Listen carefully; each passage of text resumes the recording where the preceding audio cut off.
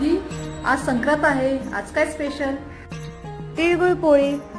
बाईचा बाईचा खूप घाईचा, एक आईचा आईचा एक ताईचा.